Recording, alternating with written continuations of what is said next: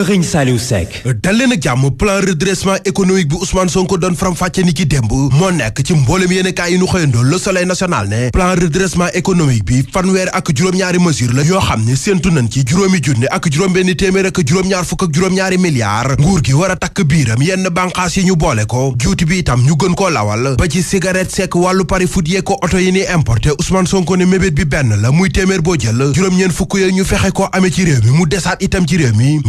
mi di président Diomaye Faye ne plan bi baax na gërëm na ci itam ilimaani jëriñ di Ousmane Sonko di sàkku ci askan wi ñu gunge ko ci tribune yéen kaay ne askan woowee kay ñoo ci nar a dee ndax nag lii nguur gi tekk mooy tekki ne kàmb gu xóot gi nu duggoon génn gun ci l'observateur moom xëy jox kàddu gi El Hadji Ibrahima Sall nekkoon fi ministre di ab économiste muy càmbar plan redressement bi Ousmane Sonko teg ak la ko ca mën a fekk ne piège mu doore jàngatam ca plan bi fi njëkkoon a am di plan Saxolum te mu mujjoon na tàbbi géej ci Pape Malick Ndour ci yéen kaay groupe Futurs Médias bi ne plan bi du def lu dul gën a lottuloo askan wi Barthélémy Dias njiitul Sénégal bi ñu bokk ne plan bi amul base amul vision journal L'Info duppee ko Sonko ak jubbanti koom bi mu bëgg a tekk ba am lu ëpp juróomi milliards ci xaalis CFA Vox Populi ne moom ilimaani jëwriñ yi leeral na ak si mu koy jaarale président Diomaye Faye ne rafetlu na plan bi sàkkoot ci askanu ñu gunge ci Sonko ne li mu tekk bu amee ni mu ko xalaate réew mi dina mën a des ci réew mi amee koppar ci réew mi te koppar yett desaat ci réew mi Walf Quotidien mel ni ko naan waa réew mi duñ ko fekke ndax recette yu xatt lay doon boole ko fisc bu saf sàpp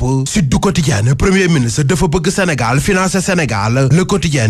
presse le Sénégal lu ëpp juróomi junni milliards ci xaalis CFA la bëgg ci ñett at ci plan de redressement bi te 90% yëpp ci réew mi lay jógee gars yi fari ci ku jégi ñoom xotti tareet la ñu def plan de redressement bi ilimaani jëriñ ni teg Abdou Mbow ci Les Échos yéene kaay ne nguur gi dañoo bëgg a addu kalpe Thierno Bocoum ne seen xalaati bopp lan tëgg wëlbati ko ba mu sëngéemloo koomub réew mi su aane lu ci mën di am daal président Diomaye Faye Alaaji Malick Ndiaye ak Ousmane Sonko wax nan lu leer ci li nu bëgg ci plan de redressement économique ak social bi jaay ko askan wi boole ci itam dalal xelu góorgóorlu Tribune ne du yomb benn yoon ci góorgóorlu président Diomaye Faye ci Libération yéene kaay ne bénéfice yépp ci askan wi lay desaat Sonko ne xaarunu dara ci kenn ku dul askanu Sénégal Pape Malick Ndour ci Source A ne gars yi daal sëlëmati nan askan wi seen lépp ay wax ak i slogan lañ ko bëgg a jàppe ci jamono joo xam ne réew mi metti na askan wet sonn nañ réew mi quotidien ne bokk na itam ca kàddu ya fa jib ni ki démb te njiitu réew mi di président Diomaye Faye yëkkati ko fa scandale mënu ko weesu muy ne taax mu mag mi doon dalloo au conseil des collectivités territoriales li jiitu réew mi ne dañ ko doon luyee nguur gi te mu nekk banxaas boo xam ne nguur gi moo ko moomal boppam Dibakor Faye bu parti socialiste ci Tribune yéenekaay di rectifier président Diomaye Faye Farba Ngom ak Khadim Ba ñoom dañuy wëy di des kaso Libération yéenekaay ne chambre d'accusation financière dafa confirmer ordonnance yu juge yi ordre bi ëpp doole ci waxtu yi moo di màggaluk Touba L'Observateur ne délégation bu groupe Futurs Médias ñoom yóbbu nañ seenub ziar